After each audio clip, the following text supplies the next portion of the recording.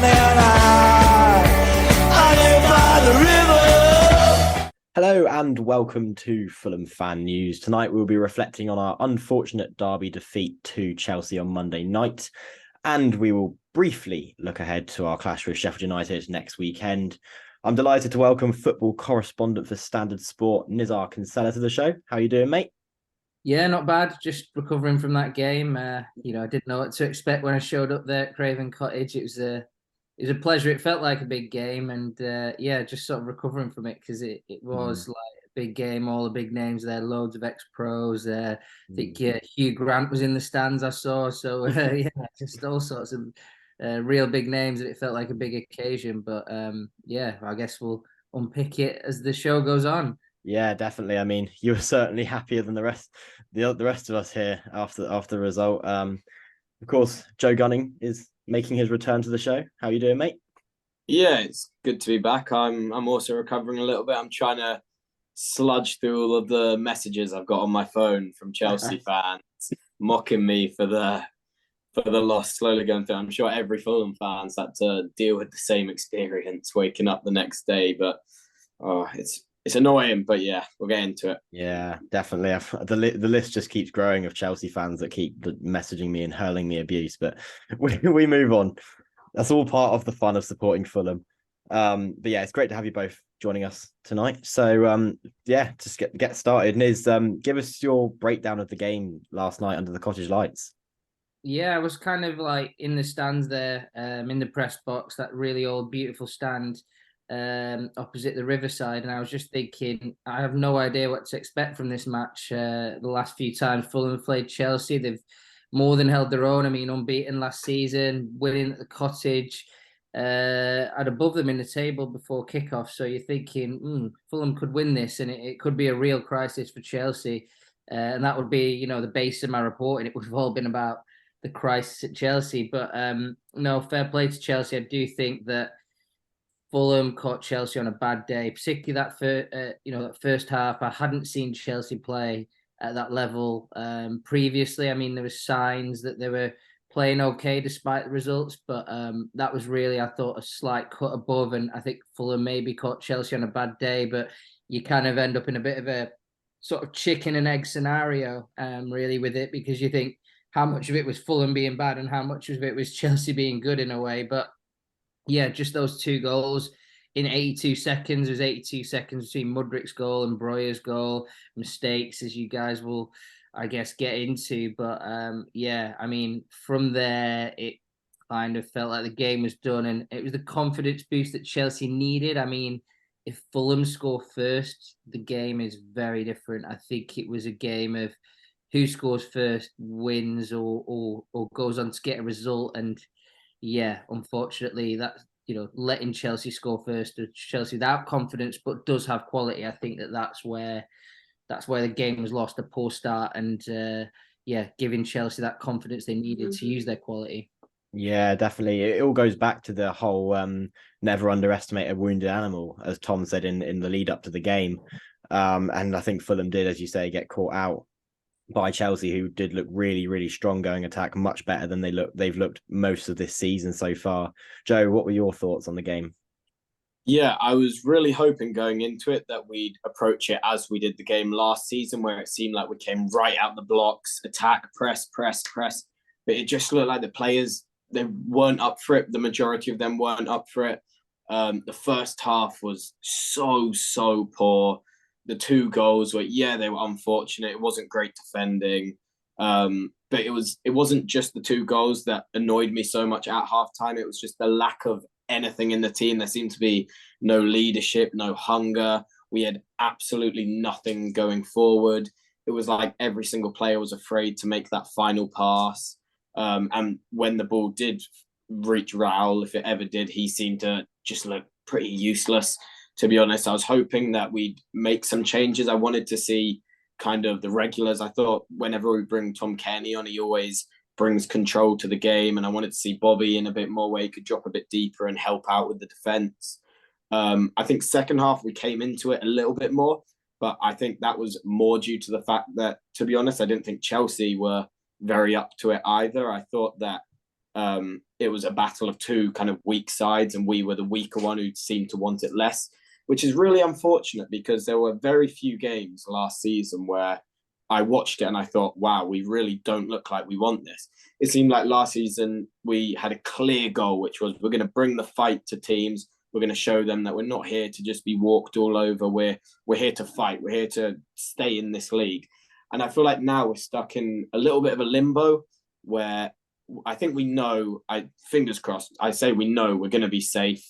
And it looks like there's not as much hunger, not as much desire to do the things that we did last season. I thought Iwobi looked good when he came on, which is good. And I thought Vinicius looked better than Raul, but I said they came on in, I think, the 53rd minute. So I remember turning to the person next to me and just saying, like, 53 minutes too late, to be honest. It was, the lineup was a little bit peculiar to me. I'm hoping that Marco switches it around a bit more, but I think he does deserve our trust and deserves our loyalty. So I'm going to trust whatever lineup he puts out, but I'm hoping that we do start to see some changes because it was a very poor performance, especially in a game that we should be trying our hardest. I mean, it's our main derby. Exactly. It's the one which all Fulham fans look forward to. And I was looking forward to the game until it started. And obviously, out of all the players that could have scored, Mykhailo Mudryk was the one to get the first Chelsea goal. Niz, of course, you cover Chelsea for Standard Sport. What did you think of Mudryk in the game yesterday? Yeah, he only got 45 minutes, of course, came off at half time, but it was enough time for him to show a lot of stuff that, caused damage. But I was really, happy for him to get the goal. I probably should be saying this on a Fulham platform, but yeah, I think it was almost, I wrote about it before the game as well, and just sort of saying how, like, he's had unique challenges. We all know what's going on in Ukraine, and that sort of weighs heavily on his mind. The transfer fee is very hard to take as well. I mean, you've got Arsenal fans ridiculing him because he chose Chelsea over Arsenal. So it's like, a really tough group of things really for him to handle. And he's quite an introvert. He can't really speak that well in English. I interviewed him in pre-season, the same pre-season Fulham were involved in, and Mudryk gave me about a 90-second interview. So he ran out of words quite quickly, and I respected him for trying, but he really struggled. So it just shows you really that everything's been a lot for him, I think, since he's joined.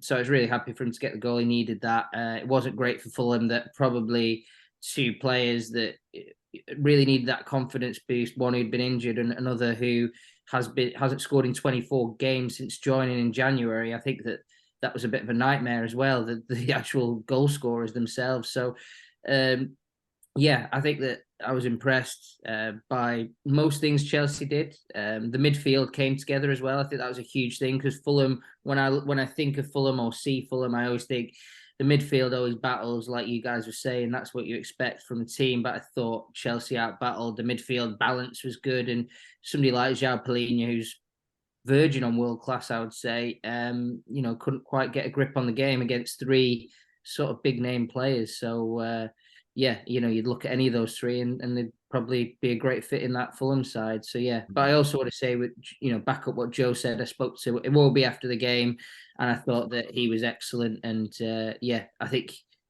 out of anyone, he should be the one really that's getting pushed for the upcoming game.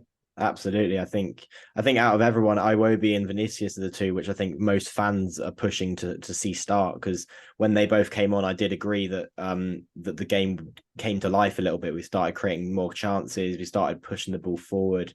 We looked like we had a lot more control. Of course, the stats don't lie, and they said that we did have the more possession after those two players came on. So things were looking promising. And of course, we did have that real good chance to get a goal back and really get back into it with Lukic, but it just unfortunately didn't go past Robert Sanchez. But apart from that, Fulham's attack, as we've said, did look a little bit toothless in both halves. Niz, who would you say could be an ideal striker for Fulham to look towards in January?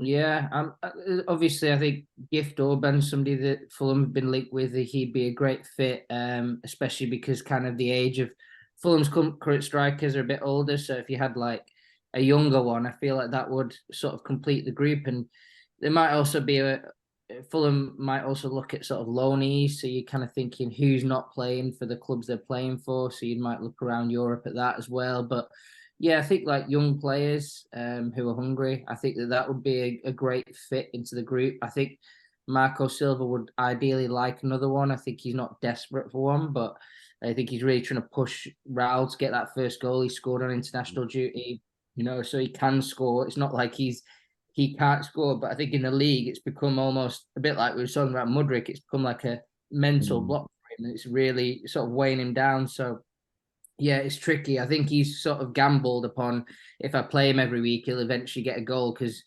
I was at the Arsenal game as well, and Raul was so good in that game. It was staggering, and you were just willing him to score, and really disappointed he didn't get that overhead kick in. So yeah, I think that a young one would be a good fit. I think that I'm trying to think of the names from the summer. I'm sure they're looking at it, but I think Gift Orban was one. But then you're looking at it as well and thinking, do these kind of guys wait for a summer deal? What kind of player moves in January? Is a Gift Orban who could have a big market? Is he even going to move in January? So it's tricky, I think. And Fulham, when I cover Fulham on transfers, I always find it tricky because they're a team that most players want to join, but a lot of players might look at, Gift Orban might be waiting for a Chelsea, for example, because Fulham can afford similar fees to Chelsea, but it's just these kind of players sometimes wait for the clubs that have got a bit more prestige, might get into Europe and that kind of thing. So yeah, I think that Fulham are in a funny place in the market, and it would be interesting to see the solution. I could see a loan rather than a permanent, but I guess let's see. I think that's a fair analysis. Of course, we've seen it a lot in the summer with teams who are much bigger than us coming in and getting the players just like that. Even if we have been previously linked with, I think one near the end of the window was Amrabat. We were linked with him, and he ended up at Man United. Of course, our star player João Palhinha was at the top of the media towards deadline day with his move to Bayern. Of course, he's since signed a new contract, which did lift the spirits of Fulham quite a lot. Do you see him staying longer than January?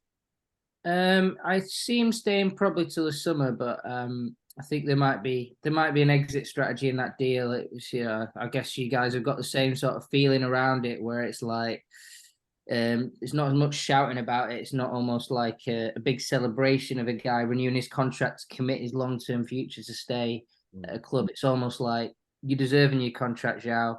We're almost sorry that you didn't leave. I mean, I couldn't believe that the official club channels even asked him questions about Bayern Munich, which you never see that kind of stuff really. But it's kind of I quite liked it though. At the same time, it's quite like good that clubs are being open with their fans, being honest, and I actually like the fact that they addressed that issue, and it felt like João was saying that he wanted to go and stuff like that. So that all exists in the background. I think that Bayern will keep trying constantly because rightly so, and credit to Thomas Tuchel. He is in love with Palhinha, and rightly so. He's incredible. He genuinely. I'm looking at Moises Caicedo. I'm looking at Enzo Fernandez, and I'm thinking this is a guy of equal talent. Okay, he's not as young, but he's equally talented. So he's got a huge market, and how are things going to play out? Other clubs, Man United are struggling. Could they come in? Things like that. So I would say I'd be nervous for January as a Fulham fan, but I'd be pretty much expecting him to leave within a year. Yeah, I think that's fair. I mean, as you said earlier, he is on the verge of world class, as you say, and most Fulham fans would call him our standout player. And he did have a pretty good game yesterday, though, of course, we did concede 2. Joe, who was your standout player from yesterday's game? From yesterday's game, I mean, it's tough because there were a lot of weak performances. As I said, I thought Iwobi looked very lively when he came on. And I think with Iwobi, one of the things that I really like about him is that he's not afraid to shoot. And especially considering he's a new player, you'd think maybe a little bit shy, maybe trying to pass it off to his teammates. But he came on instantly, was getting involved in the game. He had 1 or 2 shots. And it's really refreshing to see, especially going from... Now, I like Andreas, right? I think Andreas is a fantastic set-piece taker. Great with the ball at his feet. I love his press, but you never really see him kind of going for goal. And an attacking mid, you expect to score goals. And I think Andreas said in a few interviews last season that him and Marco have had lots of chats about how he should be scoring more goals and stuff like that. And I think with Iwobi, we have a player who will score more goals than Andreas simply because he's going to go for goal a lot more. And I think especially when we're struggling in attack, we can't find, I say we can't find a striker, but we can't find a striker that's scoring for us at the moment. I think having a player like Iwobi, who's not afraid to shoot, not afraid to go for goal, not afraid to try and make that final pass is exactly what we need. So for me, he was the standout player, but he only had a short cameo. So I don't know if you can say proper standout player, but no, I'm hoping for a rejig against Sheffield United. But the one thing that I was thinking to do with going back to the striker issue, I was wondering, as Niz said, I think it's a confidence thing with Raul that I think once we had the same thing with Mitrovic. He was very much a confidence player. That was why we thought he took so many penalties, because when he scores, he'll play better. And I think against Sheffield United, you have to ask, right, this is one of the, if not the weakest side in the league. Do we risk playing Raul Jimenez for this game in hopes that he will score? Or do we rotate? Is it finally Vinicius' turn to prove himself? Because I think he would prove himself if we gave him a go, but I guess it's up to debate. Yeah, time will tell, as we've said. Niz, who was your standout player from the game, whether it's a Chelsea player or a Fulham player?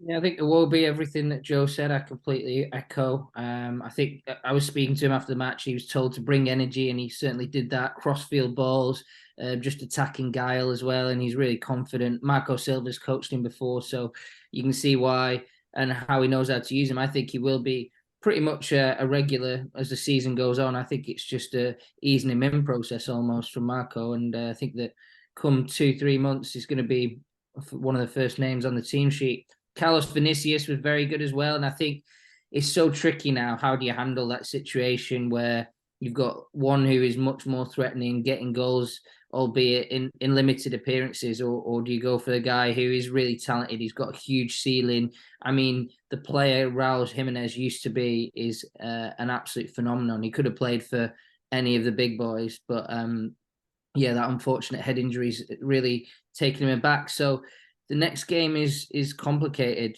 because Fulham, and the other thing with Raul is it's his all-round game as well. So like Marco wants him to play because there's a domination aspect to it, whereas with Vinicius, the problem with him is he's a poacher basically. He doesn't contribute to the all-round game. But I thought actually against Chelsea, he did show that sort of all-round sort of game. He's had that fighting spirit that you need from a Fulham striker that Mitrovic typified.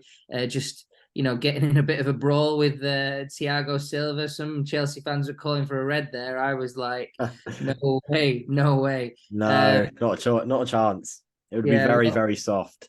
It would have been ridiculous, yeah. Conor Gallagher was the official man of the match, which I agree with, by the way, guys. I just thought excellent. I mean, if you were going to sell Palhinha and he could be on the market, then he'd be a great fit, but convincing him to come across, I think, would be tricky as well. Yeah. So, Fulham are aiming really high. Every time they go into transfer window, they're aiming really high to up the ante, but it can be a little bit hard, especially when you're, instead of like signing players with a sort of long-term plan, you're fixing players leaving. I think that it makes the guys coming in not feel as special. So like Tomine and Højbjerg, they were the two guys coming in for Palhinha potentially on deadline day, but neither got done. Well, yeah, I was going to say, if one thing's for certain, I think Fulham could potentially be the first team to ever get jinxed by Domino's Pizza after that amazing thing outside the stadium throughout the day, which of course didn't end too well, did it? West London has of course been reclaimed by the Blues for now. Of course, the reverse fixture. Oh, sorry, Kieran, I just want to say, and of course reclaimed by Pizza Hut. Oh yeah, and reclaimed by Pizza Hut as well, apparently. Of course, the reverse fixture is a long way off, but do you see Fulham having a chance against Chelsea? I think both teams will improve, which will make it hard for Fulham. But I think Fulham have just been in such a unsettling period of the season, the transfer window. I don't know if any club has been more unsettled by the transfer window and more negatively impacted than Fulham. So I think Fulham will get better. If there's one person I truly believe in, it's Marco Silva and his coaching. But I suspect Chelsea will get better. Young squad, they'll adapt as well. There's so much change. So yeah, both teams should get better. Chelsea should be favourites. It'll be at Stamford Bridge. It'll be an upset if Fulham win. I mean, the odds were almost 50-50 for this game, but I think next time around Chelsea should be favourites. And if they're not towards Europe, then something's gone badly wrong with the amount of money they've spent. I mean, if you guys spent 400 million, you'd be wanting some sort of return. So yeah, you can see that. So yeah, that's what I believe for the next game. Yeah, definitely. I mean, we've seen it before in previous relegation seasons where we've spent an absolute load and the team just hasn't gelled together and we've ended up going down. But it seems we're on the right course, as you said, and long may it continue. And the only way's up, really. And we can hope to improve in the future. We've touched on it a few times already tonight, but obviously our next game is against Sheffield United on the weekend. How do you see this one going? Joe, I'll start with you.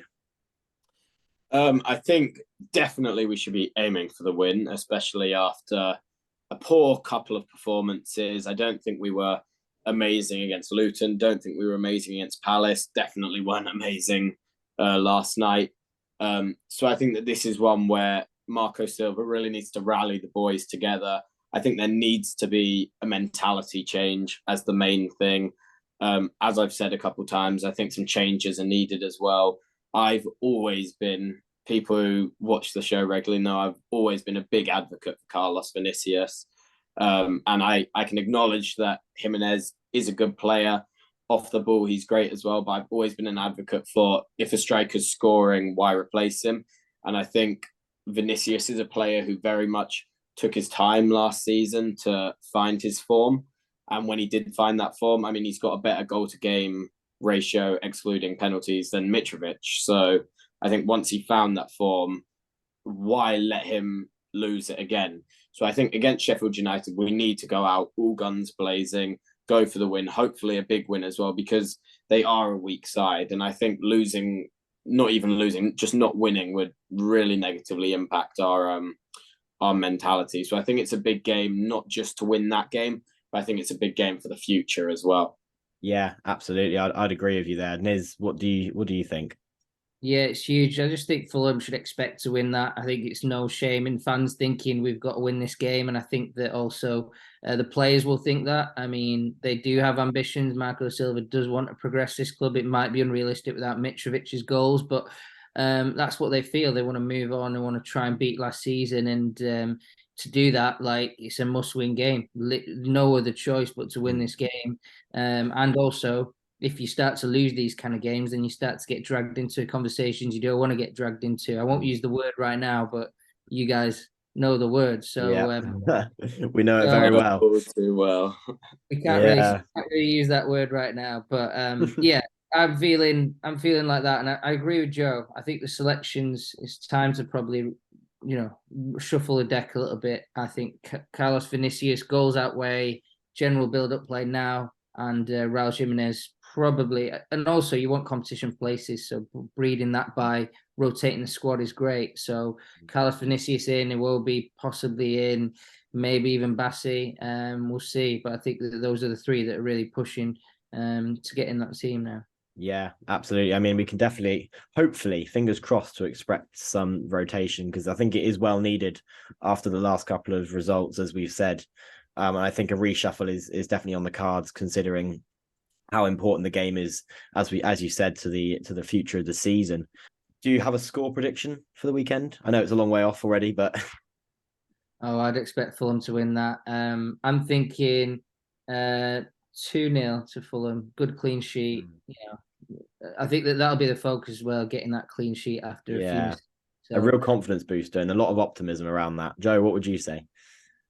Yeah, I'd say 3-0. And the reason I'm giving us a clean sheet is so that we can go back top of the table for most clean sheets in the league. Absolutely. I thought that was really entertaining. It really made me laugh when I saw that we had the most clean sheets in the league, knowing how bad we are defensively in the past. I thought it's it's like we've come full circle. So 3-0. I think that we should outclass them everywhere on the pitch. They do obviously have some danger points. I'm a huge fan of Gustavo Hamer. I was so disappointed when Sheffield United picked him up and we didn't. I think he's a fantastic player. Always been a fan of him. So they do possess danger, and we shouldn't underestimate them. But I do think we should be hoping for a comfortable win. So yeah, I'll go 3-0. I was going to say, on paper, it looks like a game we should be winning. So I'll also stick with your optimism. I'll go for a 3-1 Fulham victory. And if it's anything less than that, I'll be a little bit upset. But yeah, a long way off for that. But anyway, Niz, it's been excellent speaking with you and reflecting on the game. Thank you for joining us. Thanks, and pleasure. Wishing you guys all the best for the season as well. Thank you very much. I'm sure we might chat to you again after the next game. But Joe, thank you also for joining me. Yep. Thank you for having me again. No worries. And of course, to remind all of our viewers that we do have a partnership with FOCO UK. So please see the link in the description to get your hands on all the Fulham merch you may need. So yeah, thank you, gents. And come on, you Whites.